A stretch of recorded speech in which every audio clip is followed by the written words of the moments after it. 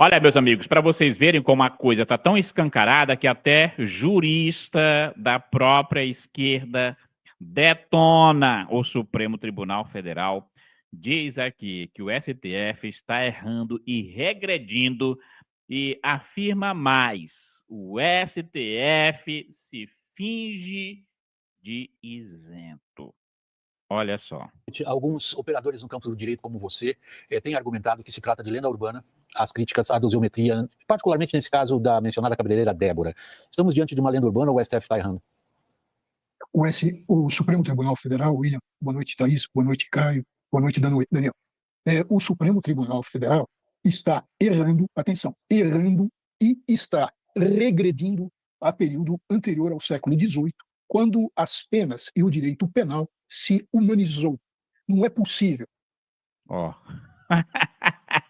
O STF está errando e regredindo ao século XVIII.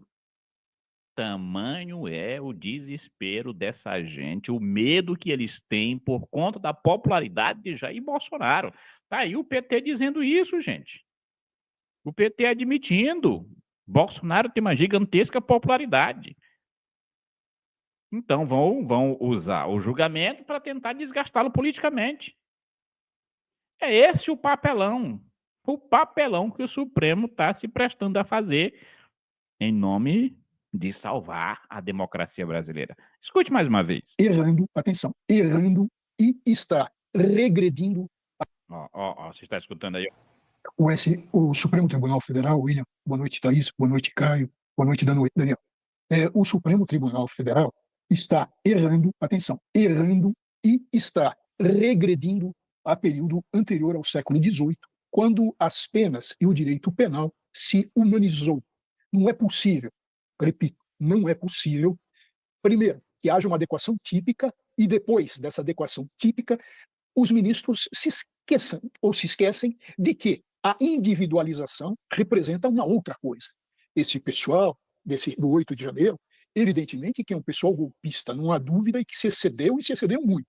Mas agora a pena não é vingança pública. Existe no direito penal moderno, atenção, no direito penal moderno, não estou nem falando do período de humanização, de Beccaria de 1764, não. Existe no direito penal moderno algo que se chama política criminal. Não estou falando em política partidária, estou falando em política criminal dentro do Código Penal, que significa não deixar penas exageradas. Muitas vezes se faz a junção de crimes. Imagine, William, alguém ser condenado por invasão de domicílio e por ter furtado o domicílio. Então, há sempre uma junção. Para quê? Para que as penas não se tornem injustas.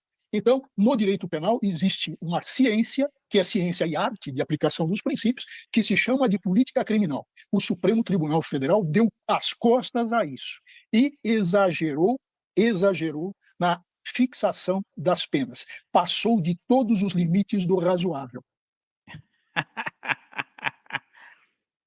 Um jurista de esquerda dizendo isso. O STF passou de todos os limites. Está errando e regredindo ao século XVIII, gente. Eu não estou dizendo que esse cara, de repente, se tornou um patriota. Não. Esquerdista é caso perdido, gente. Não tem salvação. Sabe por que ele está reconhecendo esses erros do STF agora? Porque ele está vendo mais lá na frente, gente. Esse cara está vendo que mais lá na frente, esses erros do STF vão inevitavelmente anular todas essas decisões que serão tomadas agora. É uma questão de tempo. Espere só para ver. E te afirmo, quem viver verá todas essas decisões alexandrinas caírem por terra. O Estado será condenado a indenizar, tentar de alguma forma reparar os prejuízos, que na realidade são irreparáveis, que essas vítimas dessa tirania jurídica estão sendo submetidas hoje. Olha só, ele continua, né, dando a opinião dele aqui, ó. Veja só isso aqui, ó. Professor, eu queria te perguntar justamente sobre consequências disso, né? O que dá para deslumbrar daqui a 1 ano, 2 anos? Qual que vai ser o impacto desse julgamento, não só dos investigados ali, dos denunciados do 8 de janeiro, né, dos vândalos, golpistas, como quer que chame, mas de uma maneira geral para o Supremo Tribunal Federal. Quando você fala, poxa, é muito ruim ter uma corte que pede a confiança da população. Isso na prática vai significar o quê daqui em diante, tendo em vista que acima do Supremo não há nada, em termos de recurso, né? Caio, eu diria que a história vai ter um papel importante, mas eu diria ainda mais, e desculpem se a frase é forte, mas no meu entender é verdadeira. O Supremo, atenção, o Supremo Tribunal Federal se finge de isento. Você viu o que ele está dizendo aí? O Supremo Tribunal Federal de Alexandre de Moraes e companhia se finge de isento? Eu tô aqui me perguntando, né? Será que o PT, o PSOL, será que a turma do Alexandre de Moraes, aí os advogados, os juristas que são alexandrianos, será que eles vão pedir a prisão desse advogado aí, desse jurista, por ataques ao STF? Olha o que ele está dizendo, o STF se finge de isento. Se fosse o Bolsonaro dizendo isso, seria um ataque. Amanhã já teria representação contra ele. Caio, eu diria que a história vai ter um papel importante, mas eu diria ainda mais, e desculpem se a frase é forte, mas no meu entender é verdadeira. O Supremo, atenção, o Supremo Tribunal Federal se finge de isento e o Bolsonaro se finge de inocente.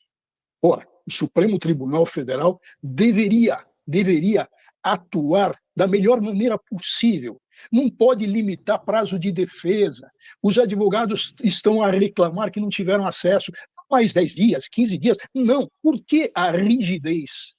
Por que o Supremo Tribunal Federal não deixou a questão do impedimento e da suspeição ser analisada pela turma e puxou para o plenário? Foi para limpar o julgamento que começa amanhã, para advogado nenhum arguir isso. Então, uma série de jogadas que o Supremo vai de mal a pior, numa situação gravíssima, diante de um golpe de Estado com prova provada, com delação premiada confirmada por testemunhos, atenção, e isso é importante, de 2 comandantes de força. Só isso, delação e mais isso, ou seja, os relatos dos 2 comandantes militares da época, do Exército e da Aeronáutica, dão sustentação ao recebimento da denúncia.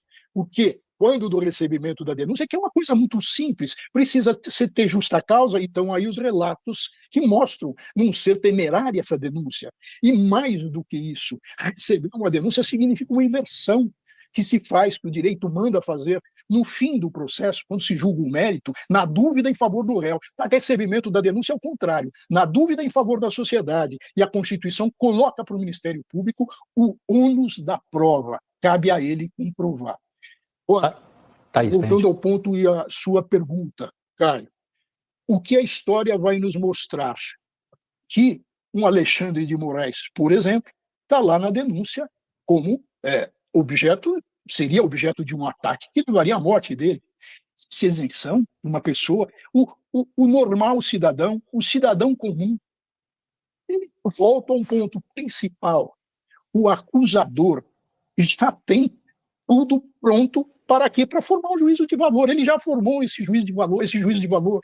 O ministro Flávio Dino, quando ministro da Justiça, o que ele fez? Ele falou em golpe bolsonarista, apontou para Bolsonaro, julgou ou não. O Supremo está fazendo é mudando os conceitos que nas universidades são reforçados, são exigidos que os alunos, os bacharéis, tenham esses conceitos.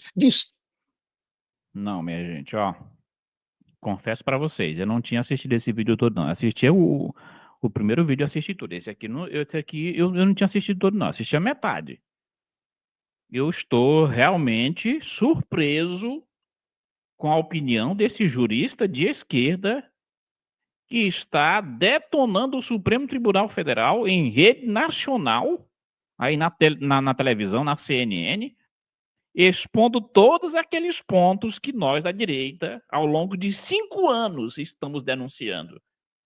E que, infelizmente, a imprensa estava fingindo que não estava vendo o que estava acontecendo no Brasil.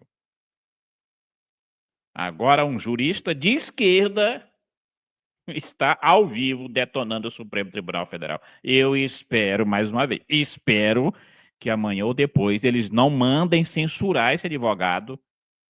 Pode ser que mandem uma ordem para a CNN, para a Globo, para o UOL, para que não entrevistem mais esse jurista. Só falta esse cara, de repente, se declarar agora um bolsonarista, né? Porque são as mesmas críticas que Jair Messias Bolsonaro vem fazendo ao longo de anos e que a imprensa sempre disse que eram ataques ao Supremo Tribunal Federal. Estado democrático, de ampla defesa, de devido processo legal. Vamos explicar um devido processo legal em suspeição. E, gente, parece, William, desculpe mais uma vez se estou sendo muito incisivo, mas vamos pensar no caso Moro. O Moro não foi dado por impedido e por suspeito e não saiu do processo, meteu o pé pelas mãos, e daí dobradinha com o Ministério Público. Ora, Paulo, será que nós não aprendemos nada desse episódio? O Supremo tem que se mostrar limpo, fazer julgamento isento. E não é isso que vai acontecer, porque está começando já com 2 suspeitos, no lugar errado, que é a primeira turma, quando deveria isso ocorrer no plenário. Uma frase ou duas que Moro e os procuradores da Lava Jato trocaram entre si foi o suficiente para o STF anular tudo o que eles fizeram, dizendo que o juiz era suspeito, né? E o Alexandre de Moraes e os ministros do Supremo Tribunal Federal, pelo menos 8, 9 deles, que se reuniram num jantar secreto na casa de Moraes, juntamente com o PGR, emissários do Lula e os 2 presidentes do Senado e da Câmara, respectivamente. O que dizer de um julgamento onde o procurador denunciante participa de um jantar secreto com os juízes que vão julgar o denunciado? Dá para dizer que esse julgamento é imparcial? Conto com vocês, estamos juntos. Você que quer ser o membro patrocinador, aqui embaixo está o nosso clube de membros. Você que quer nos ajudar também por meio do Pix, está aqui o nosso Pix. Pix celular, por onde você colabora com aquilo que Deus colocar no seu coração, se é R$1, 5, 10, eu não sei. Se você sentir tocado, você acredita que nosso trabalho é de verdade, você acha que a gente tem que continuar combatendo a esquerda, combatendo esse sistema maldito e defendendo os nossos valores, Deus, pátria, família, liberdade, justiça, honestidade, lutando com a arma da verdade, considere colaborar com a gente.